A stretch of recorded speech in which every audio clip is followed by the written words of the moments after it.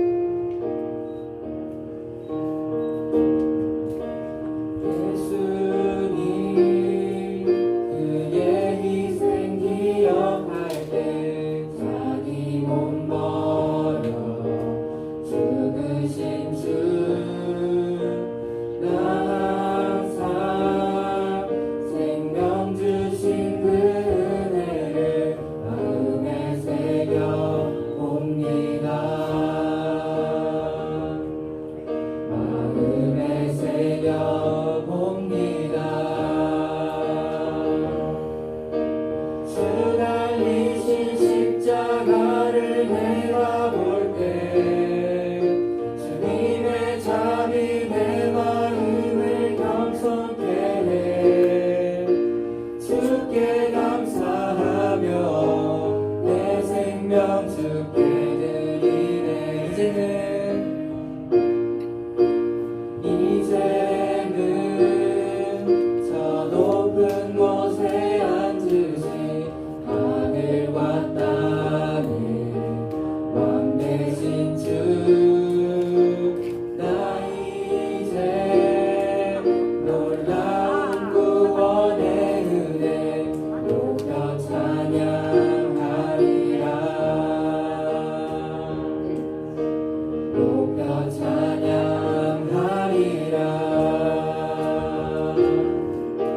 주 달리신 십자가를 내가 볼 때 주님의 잠이 내 마음을 겸손케 해.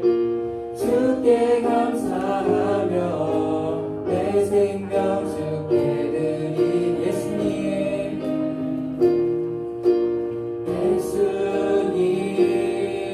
그의 희생 기억할 때 자기 몸 버려 죽으신 주, 나 항상 생명 주신 그 은혜를 마음에 새겨 옵니다. 마음에 새겨 옵니다. 주 달리신 십자가를 내가 볼 때 주님의 잠이 내 마음을 겸손케 해. 주께 감사하며 내 생명 주께 감사드리니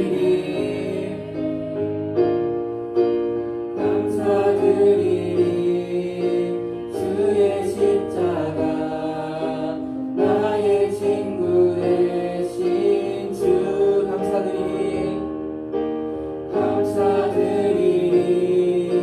주의 십자가 나의 친구 되신 주, 주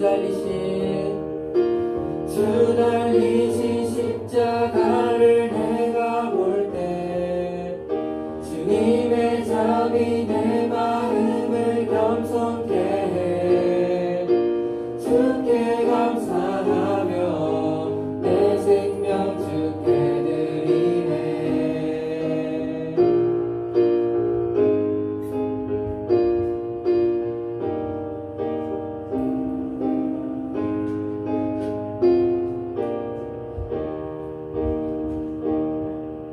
꽃들도 함께 찬양하겠습니다.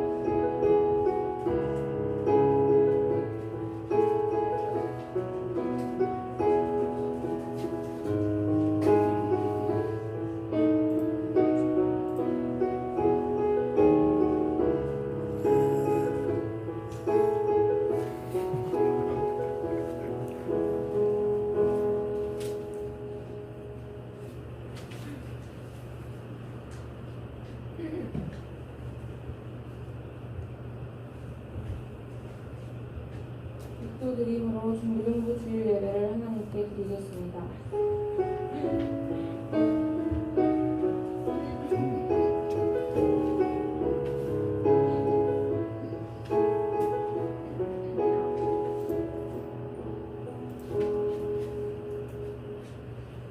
다같이 신앙 고백 드리겠습니다. 공명하사 천지를 만드신 하나님 아버지를 내가 믿사오며 그 외아들 우리 주 예수 그리스도를 믿사오니 그는 성령으로 잉태하사 동정녀 마리아에게 나시고 본디오 빌라도에게 고난을 받으사 십자가에 못 박혀 죽으시고 장사한 지 사흘 만에 죽은 자 가운데서 다시 살아나시며 하늘에 오르사 전능하신 하나님 옆에 앉아 계시다가 그리로서 생자와 죽은 자를 심판하러 오시리며 성령을 믿사오며 거룩한 공예와 성령과 서로 통하는 것과 죄를 사하여 주시는 것과 공민하신 사는 것과 영원히 사는 것을 믿사옵나이다. 아멘. 찬송가 394장 드리겠습니다.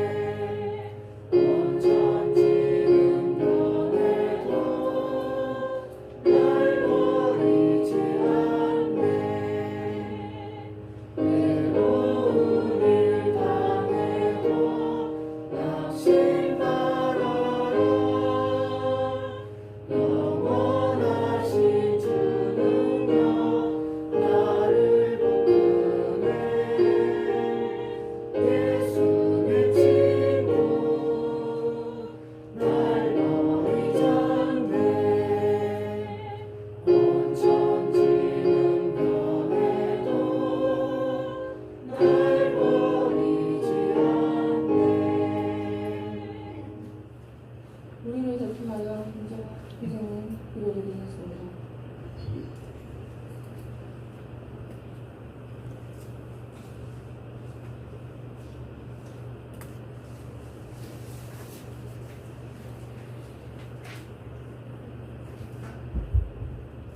사랑하는 하나님 아버지 감사합니다. 지난 한 주간도 우리를 건강하게 지켜주시고 오늘 주일을 맞아 주님 앞에 나와 예배드리게 해주심에 감사드립니다.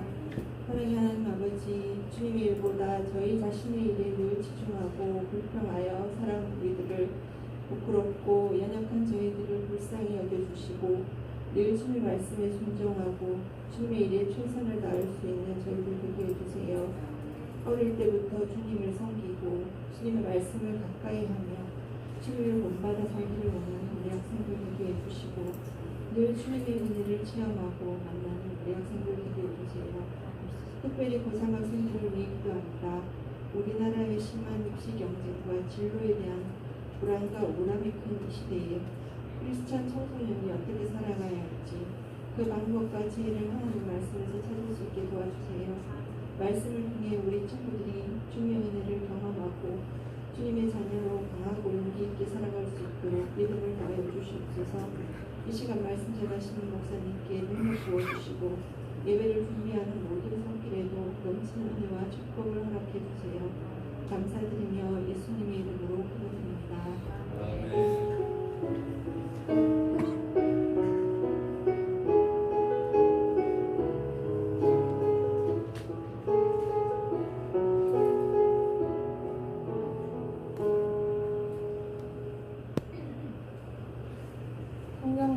마태복음 2장 13절에서 23절 말씀입니다.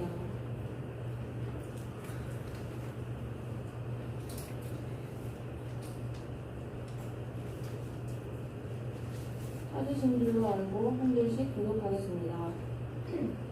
그들이 떠난 후에 주의 사자가 요셉에게 희망하여 이르되 헤롯이 아이를 찾아 죽이려 하니 일어나 아이와 그의 어머니를 데리고 애굽으로 피하여 내가 내게 이르기까지 거기 있으라 하시니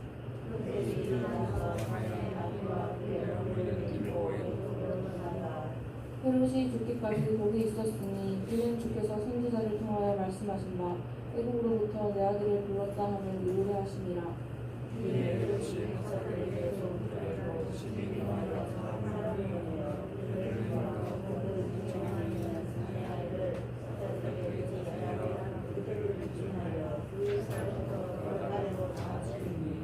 이에 선지자 예레미야를 통하여 말씀하신 바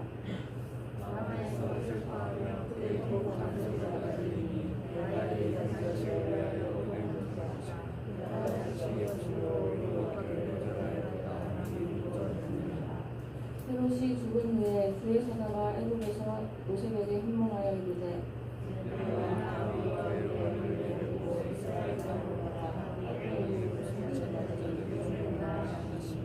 요셉이 일어나 아기와 그의 어머니를 데리고 이스라엘 땅으로 들어가니라.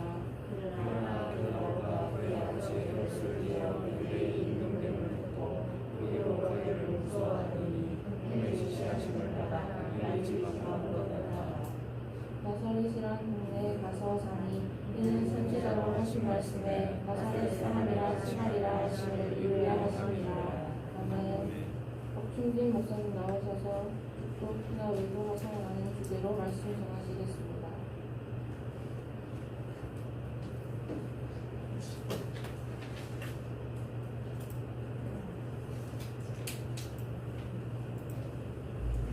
주보다 이렇게는 휴대폰이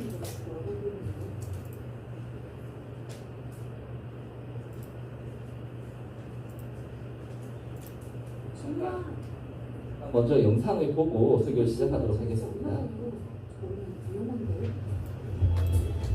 네, 화면을 큰일이네요.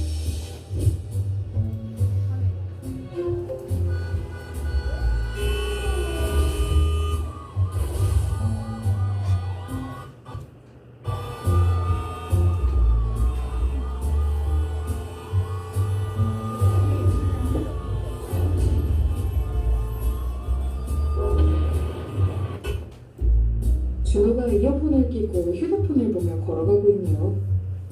준호야! 주변 소리가 들리지 않나 봐요. 저러면 위험한데. 큰일이네요.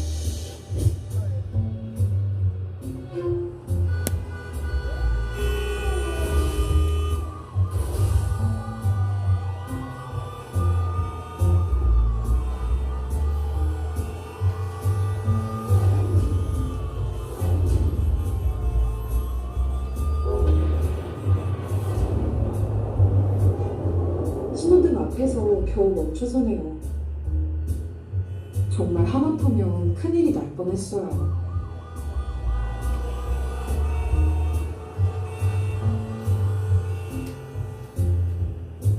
사고나 위험을 가까스로 모면한 경험이 있나요?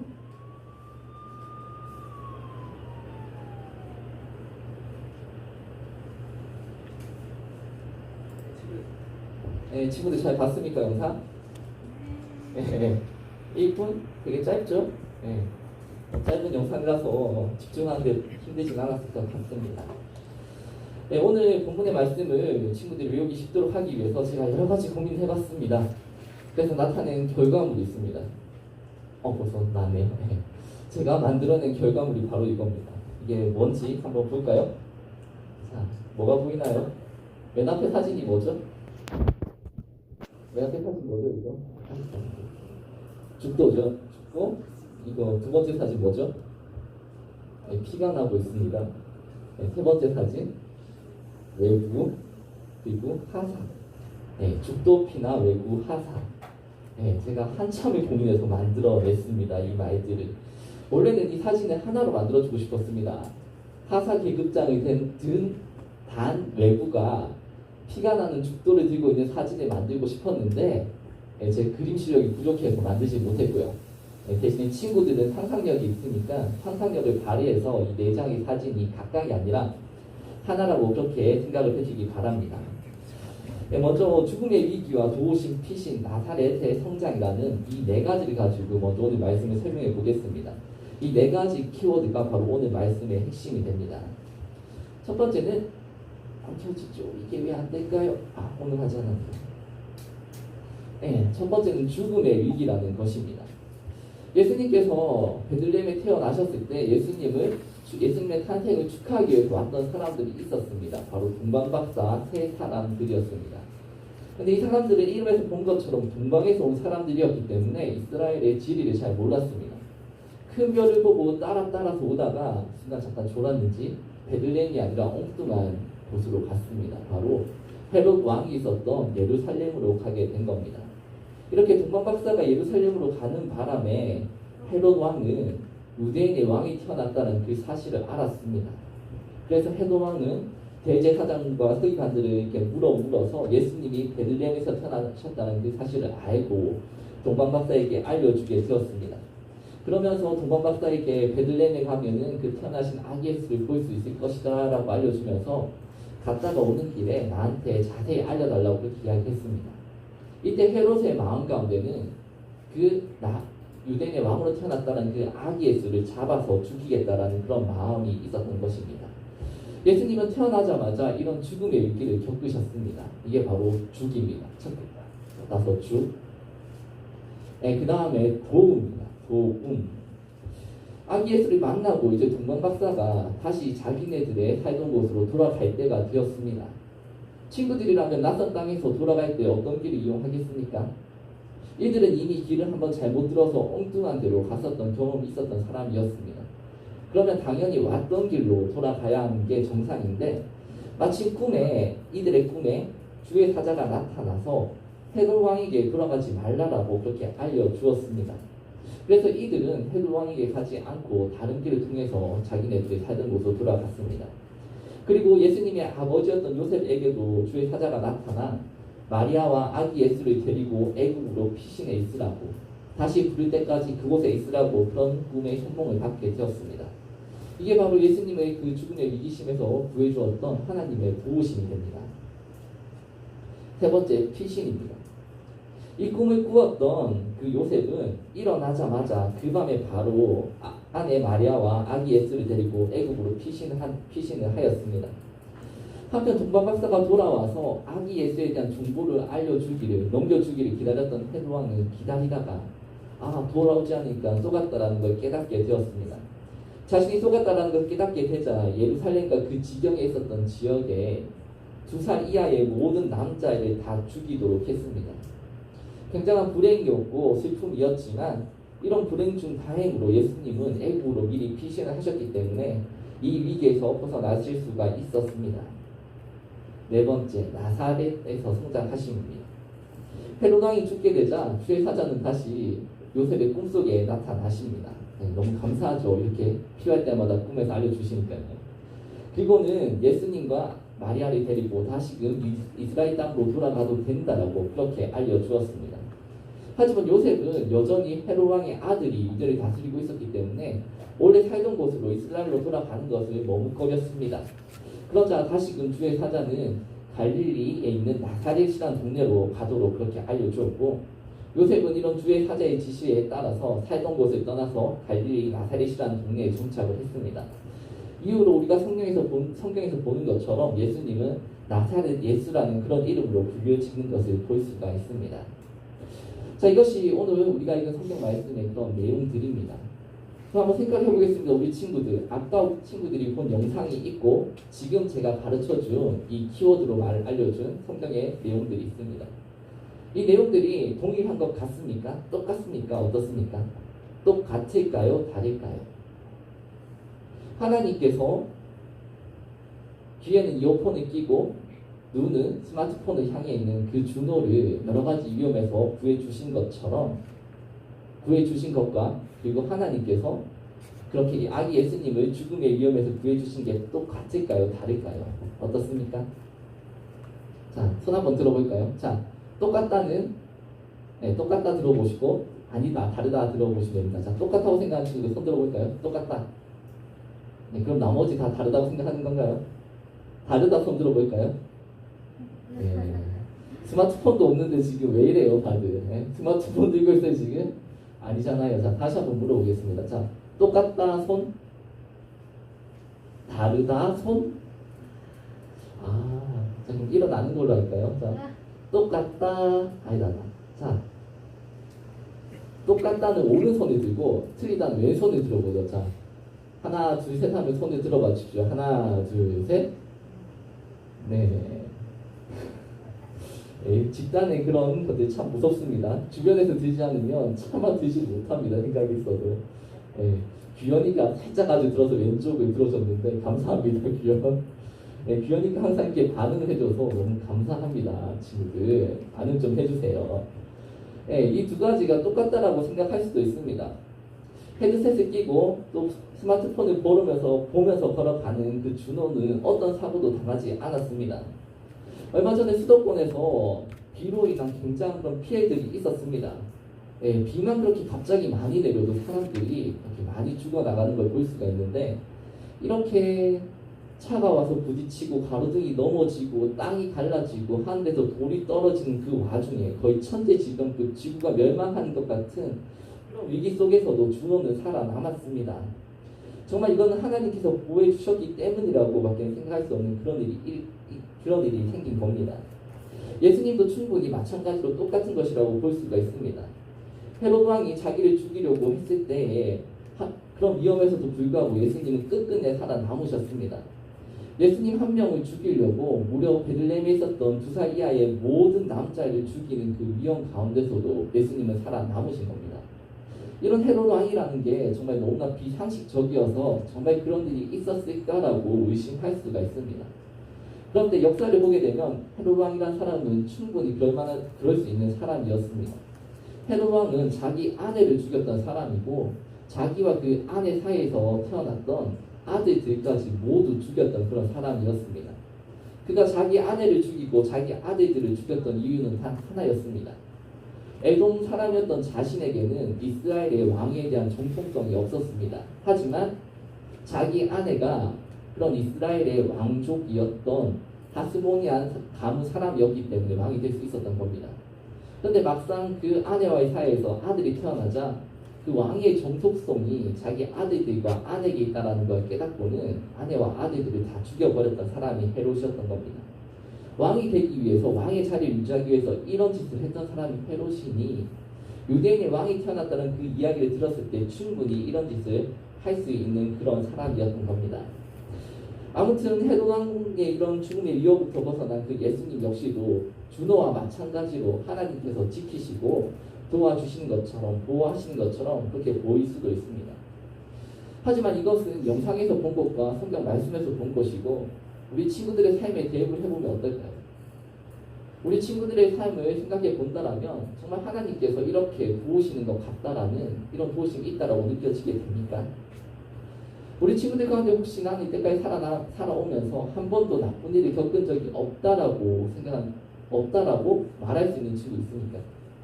나는 항상 태어나서부터 지금까지 꽃길만 걸어왔어요라고 이렇게 말할 수 있는 친구 말입니다. 제가 생각하기에는 그런 친구들은 아무도 없을 겁니다. 비록 우리 친구들이 이제 10수년을 살았지만 이 살아오는 시간 가운데 안 좋은 일들, 나쁜 일들, 힘든 일들 그런 여러 가지 일들을 겪으며 지금까지 살아왔을 겁니다.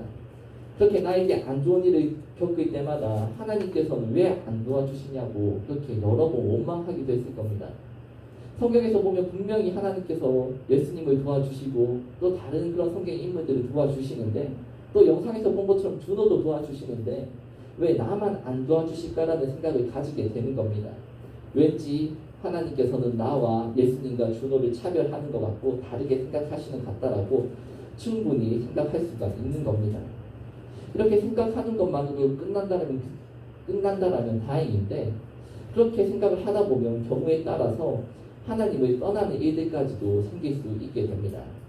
앞으로 우리 친구들이 살아가다 보면 이렇게 나쁜 일들, 억울한 일들이 비일비재하게 일어날 텐데 이렇게 하나님의 나를 도와주지 않는 돈으로 의심한다면 또 그런 의심 때문에 하나님을 떠난다면 이것은 친구들에게 너무나 그런 슬픈 일이 될 것입니다. 만약에 그런 이유로 우리 친구들이 하나님을 떠나게 된다면 우리 친구들은 이 땅에서 힘들 때 피할 수 있는 그런 쉼터를 잃어버리게 되는 것이고 또 정말 힘든 가운데 의지할 수 있는 그 유일한 대상을 버리는 것이 됩니다. 그렇기 때문에 저는 우리 친구들이 그러지 않기를 바랍니다. 결과적으로만 본다면 준호나 예수님이나 모두 하나님께서 지켜주신 것은 맞습니다. 하지만 결과만 놓고 보면 이렇지만 앞에서 말한 것처럼 결과만 생각을 하다 보면 하나님께 실망하고 하나님을 떠난 일들이 생기게 됩니다. 그렇기 때문에 우리가 보다 중요하게 생각할 것은 당장 눈에 보이는 결과가 아니라 그 결과를 이루어가는 그 과정들을 보다 중요하게 생각해 볼 수 있어야 합니다. 결과보다 중요한 건 뭐라고요? 결과보다 중요한 게 뭐죠? 네, 결과보다 중요한 건 과정입니다. 그 과정을 알아보기 위해서 when과 how라는 것을 한번 살펴보도록 하겠습니다. 뭘 살펴본다고요? 뭐죠? 첫 번째, 뭘 살펴보죠? 네, 영어 다들 할 줄 알잖아요. 영어 할 줄 알잖아요. 자, when 따라해볼게요. 하나, 둘, 셋. when. 네, when입니다. when. 네, when이 우리나라 말로 언제라는 건 다들 알 겁니다. 그렇다면 하나님께서는 언제 나를 도우시겠습니까? 하나님께서 그냥 돕고 싶을 때, 쟤 보니까 좀 불쌍해 보인다. 쟤는 도와주고, 쟤는 좀 건방져 보이는데 쟤는 도와주지 말아야지. 이렇게 하나님께서는 그때그때 자신의 기분에 따라서 그렇게 도와주시는 분일까요? 그렇다면 우리가 하나님을 신실하신 분이라고 그렇게 고백하지는 않을 겁니다. 하나님을 신실하신 분이 아니라 변덕쟁이 하나님이라고 그렇게 부르는 게 더 맞을 겁니다. 이런 변덕쟁이 그런 신의 모습이 궁금하다면 우리 친구들이 어렸을 때 읽어보았던 그리스 로마 신화를 보면 잘 나와 있습니다. 자기 기분에 따라서 자기가 하고 싶은 대로 하는 그런 신의 모습이 그 속에 아주 잘 나타나 있는 겁니다. 하지만 우리가 믿는 하나님은 이런 변덕쟁이가 아니라 신실하신 하나님이라고 성경에서 말하고 있고 또 수많은 사람들이 고백을 하고 있습니다. 이 신실하신 하나님이란 그 말 속에는 어떤 상황 속에서도 동일하게 행하시는 그런 모습이 들어가 있다는 걸 의미합니다. 성경 속에서 우리가 찾을 수 있는 그 하나님의 모습은 바로 이런 신실하신 하나님의 모습입니다. 오늘 말씀에서도 마찬가지로 우리는 이런 신실하신 모습, 하나님의 모습을 찾아볼 수가 있습니다. 우리 친구들이 보기에 지금 하나님께서 분명 예수님을 도와주신 것은 맞습니다. 이건 명백히 눈에 보이는 결과입니다. 그렇다면 이 눈에 보이는 결과가 어느 때 일어났는지도 우리 친구들 한번 찾을 수 있겠습니까? 지금 하나님께서 예수님을 도와주는 그때는 다름 아니라 바로 하나님의 구원 계획이 이루어가고 있는 그때 하나님께서 도와주신 겁니다.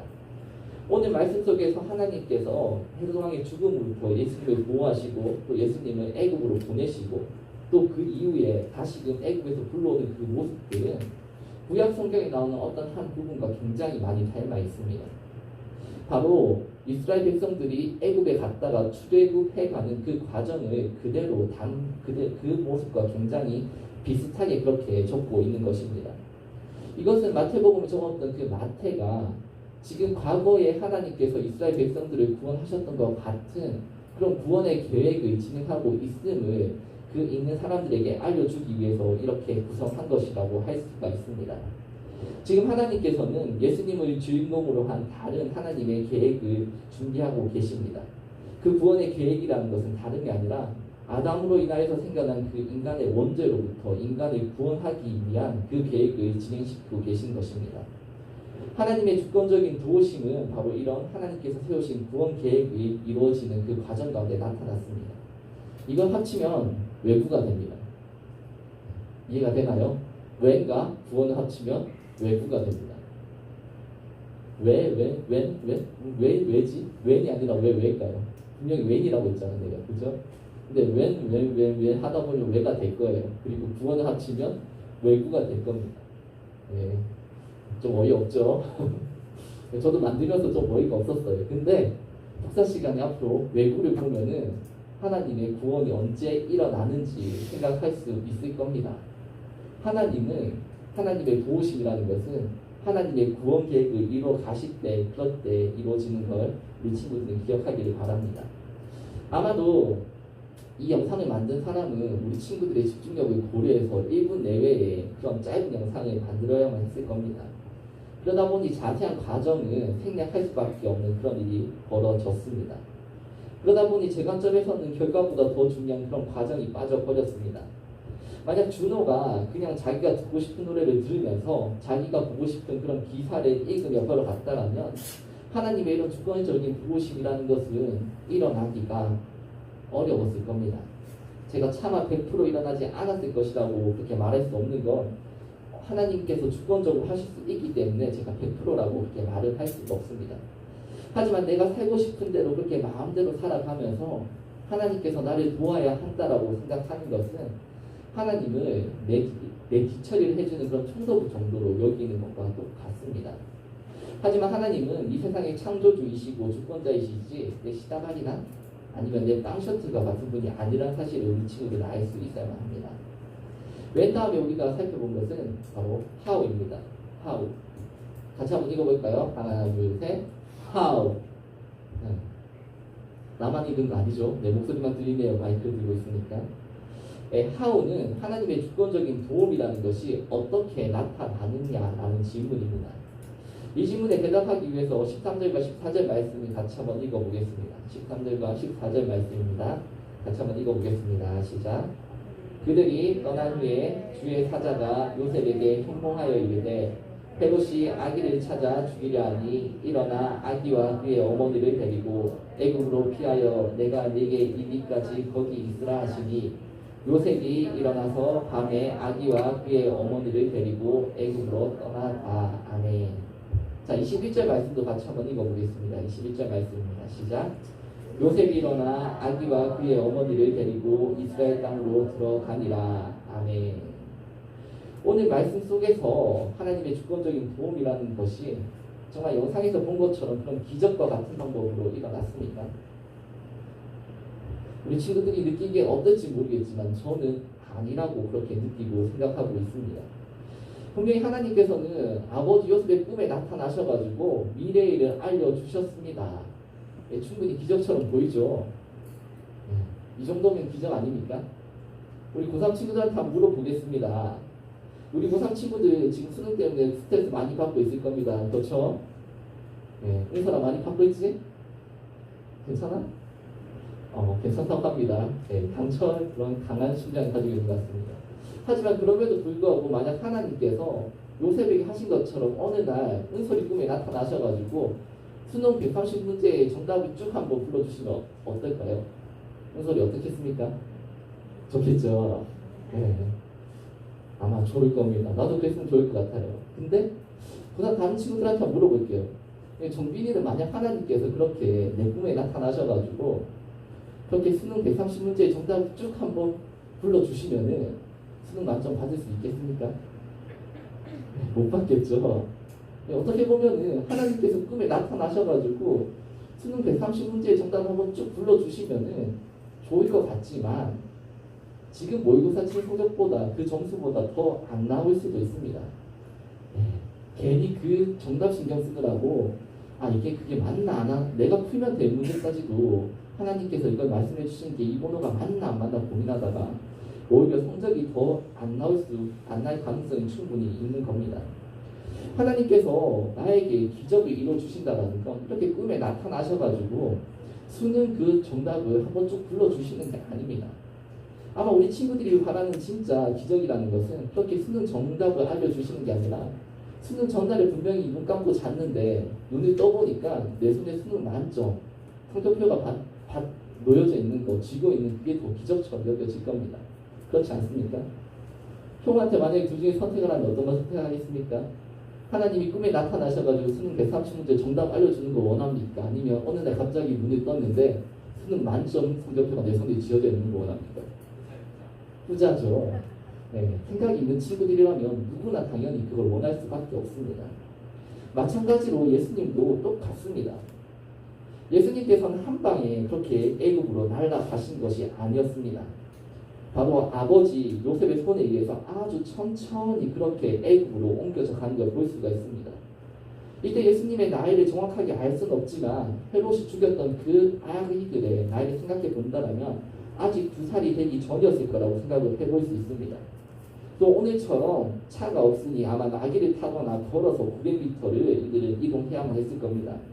아주 배가 고프고 추운 여정이었을 것이고 메마른 광야를 지날 때면 야생동물들의 그 울음소리 때문에 떨어야만 했을 겁니다. 또 혹시라도 도적이 나타날까봐 늘 걱정하면서 노심초사하면서 이들은 그 길을 걸어가야만 했을 겁니다. 이런 예수님의 피난길에 사실상 기적이라고 말할 수 있을 것들이 있습니까? 없습니다. 뭐 굳이 있다라고 한다면 앞부분에 애굽에서 피하라는 그 꿈에서 알려준 것과 또 애굽에서 잘 살고 있는데 다시 돌아오라고 이렇게 나타나셨던 것 그 부분이 그나마 기적이라고 말을 할 수가 있을 겁니다. 하지만 그것들을 제외하고는 대부분 아니 말 그대로 그 다음부터는 온전히 몸으로 철저하게 움직이며 몸으로 떼어야만 했던 게 바로 이 말씀에서 나타난 예수님과 그 가족들의 모습입니다. 이들에게 베들레헴에서 애굽으로 가거나 또 애굽에서 나사렛으로 옮겨가는 그 순간에 순식간에 그 지역들을 넘어닿는 그런 기적 따위는 1도 없었습니다. 아까 영상을 친구들도 봤지만 제가 먼저 이 영상을 보면서 준호가 참 부러운 마음이 들었습니다. 우리가 이렇게 폰을 보면서 걸어가는 친구들 뭐라고 부르죠? 스몬비라고 부릅니다. 스마트폰 좀비라고 해가지고 아무 생각도 없고 아무것도 보이지 않고 아무것도 들리지 않는 그런 사람들입니다. 그런데 그렇게 스마트폰을 보면서 스몬비가 걸어가는데 가로등이 쓰러지는 것도 피해가고 차도 피해갑니다. 그래도 귀를 막고 눈은 폰을 향해서 있는데 자기 주변에 무슨 일이 일어나고 있는지를 전혀 알지를 못합니다. 번개가 쳐도 피해가고 한 도시가 박살이 나도 아무렇지 않게 그렇게 걸어갑니다. 과연 우리 친구들 중에 이런 경우가 살아오면서 있을지 모르겠습니다. 제 경우에는 이런 경우가 한 번도 없었습니다. 저도 나름 친구들 앞에서는 인생에 우여곡절이 많다라고 그렇게 말을 할 수 있는 그런 사람입니다. 전에도 친구들에게 얘기했지만 어느 날 갑자기 출근 준비하다가 갑자기 몸이 안 좋아서 병원 응급실로 갔던 게 6년 전에 저의 모습이었습니다. 그렇게 응급실로 들어가서는 오른쪽 손을 거의 쓰지 못했습니다. 지금 이렇게 흔들고 있지만 숟가락질도 못했던 게 제 오른손이었습니다. 그래서 밥 먹을 때는 떠먹여줘야만 했는 그런 상황이 저에게 있었습니다. 저는 그때 그 순간 이후에 분명히 그 가운데 하나님께서 저를 도우셨다라고 그렇게 믿고 있고 고백하는 사람입니다. 하지만 그럼에도 불구하고 그 도우심은 준호와 같은 방법이 아니라고 저는 믿고 있습니다. 예수님에게 아버지 요셉이 있었던 것처럼 저에게도 돕는 가족이 있었고 저를 믿어주는 그런 친구들이 있었습니다. 하나님의 기적이라는 것은 하나님의 도우심이라는 것은 기적을 통해서 나타난 것이 아니라 제 주변에 있는 그런 사람들을 통해서 나타나신 겁니다. 우리 친구들에게 하나님의 도우심은 또 어떻게 나타나겠습니까? 하나님은 어떻게 우리 친구들을 주권적으로 도와주시겠습니까? 제가 친구들에게 알려줄 수 있는 답은 이것입니다. 바로 사람을 통해서 지금 우리 친구들 주변에 있는 사람을 통해서 나타난다는 것입니다. 하나님이 어떻게 우리 친구들을 도와주실까? 하우와 그리고 사람을 합치면 하사가 됩니다. 외부 하사 기억하죠? 하사. 하사를 만약 우리 친구들이 군대 가서 하사라는 그런 사람을 보게 되면은 하나님의 도우심이 사람을 통해서 나타난다라고 생각하기 바랍니다. 하사는 앞으로 하나님의 도우심이 사람을 통해서 나타난다라는 걸 이미 하는 말이 됩니다. 하나님은 기적보다 다름 아니라 지금 나와 함께하고 있는 그 사람들을 통해서 우리 친구들을 도와주시게 될 것입니다. 지금 나를 도와주고 있는 그 사람들의 손길이 바로 하나님의 주권적인 도움을 나타내는 증거가 되는 것입니다.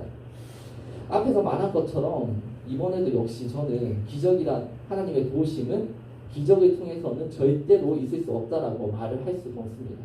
이건 역시도 하나님께서 원하시는 충분히 어떤 모습의 기적이든지 그런 기적을 통해서 친구들을 도우실 수 있기 때문입니다. 하지만 제가 아는 대부분의 경우와 제 경험에서 하나님의 도우심은 언제나 내 주변 사람들을 통해서 그렇게 나타났습니다. 이처럼 하나님의 도우심이 기적보다 나와 함께 있는 그 사람을 통해서 나타났다라고 우리 친구들이 생각을 바꾸게 된다면 우리 친구들이 지금 내 주위에서 일어나고 있는 그 일들에 대한 시선을 바꿀 수 있게 됩니다.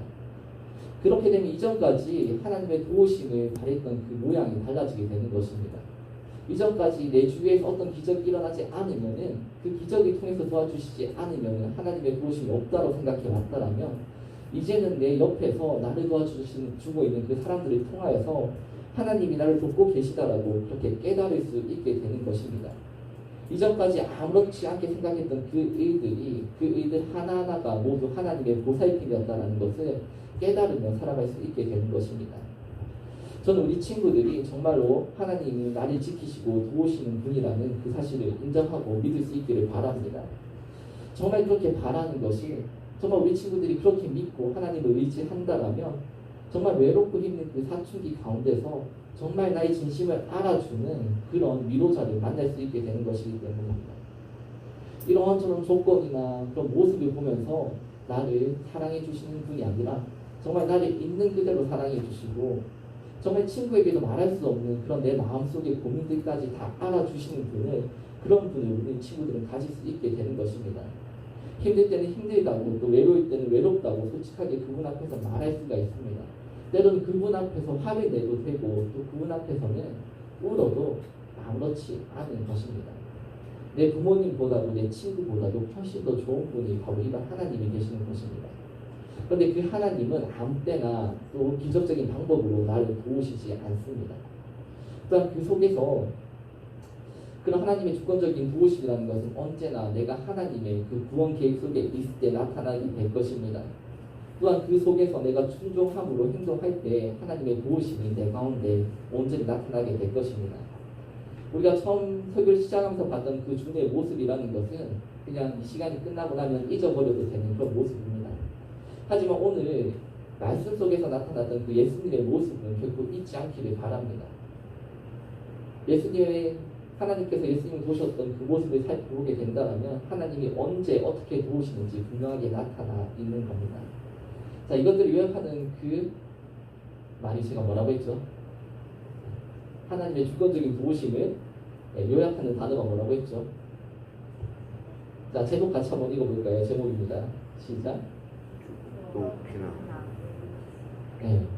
죽음, 도우심, 피난, 나사렛에서 성자에게 죽도 피나입니다. 그리고 왜, 구, 하사, 왜. 왜는 좀 헷갈리긴 한데 웬이라고 생각하십시오. 웬 언제 하나님께서 도우시는가? 구원 계획 가운데서 도우십니다. how 어떻게 도우시는가? 사람을 통해서 도우십니다. 이 사실을 기억하면서 살아가는 친구들이 되기를 바랍니다. 죽음의 위기 속에서 하나님께서 예수님을 어떻게 도우셨는지 기억하며 이러한 도우심이 내 삶 속에도 동일하게 있음을 믿으며 살아가는 우리 친구들이 되기를 바랍니다. 하겠습니다. 사랑하는 자녀를 만나주시고 함께 해주시는 하나님 아버지, 아무것도 자랑할 것 없는 우리를 하나님의 예배한 자리로 불러주시며 감사를 드립니다. 예수님을 지키시고 보호하셨던 그 하나님의 도우심이 오늘 나의 삶 속에도 있음을 고백하며 나가길 원합니다.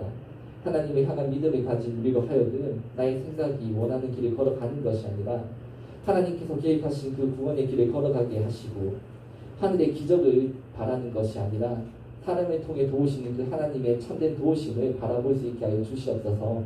하나님의 믿음으로 인하여서 외롭고 힘든 시간 속에서도 그 시간들을 온전히 견뎌낼 수 있는 그런 힘과 위로를 받기를 소망합니다. 우리를 사랑하셔서 하나님의 자녀로 삼아주신 예수님의 이름으로 기도드립니다. 아멘.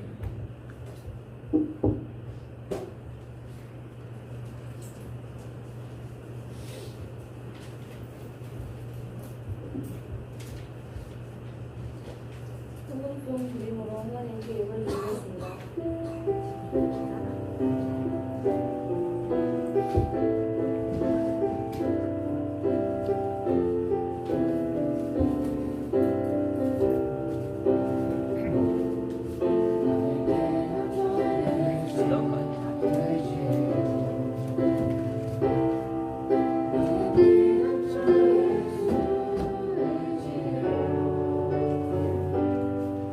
나의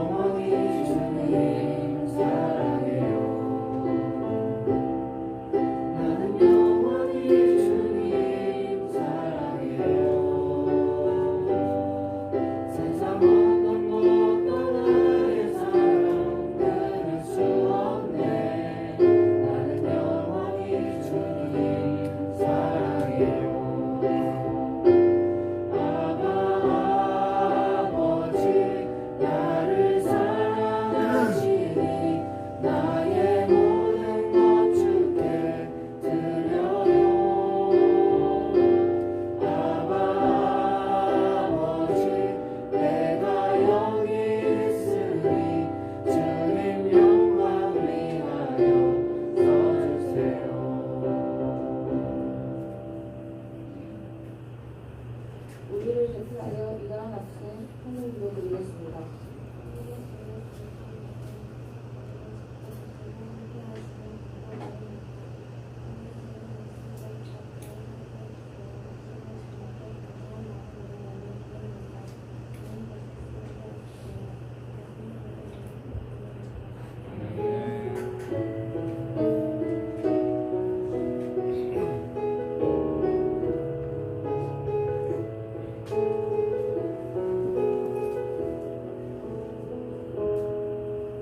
박준진 목사님 축도 드림으로 1부 예배를 모두 마치겠습니다.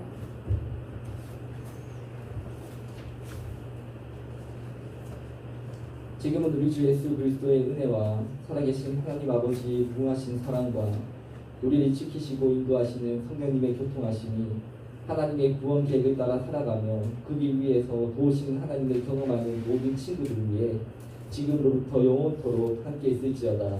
아멘.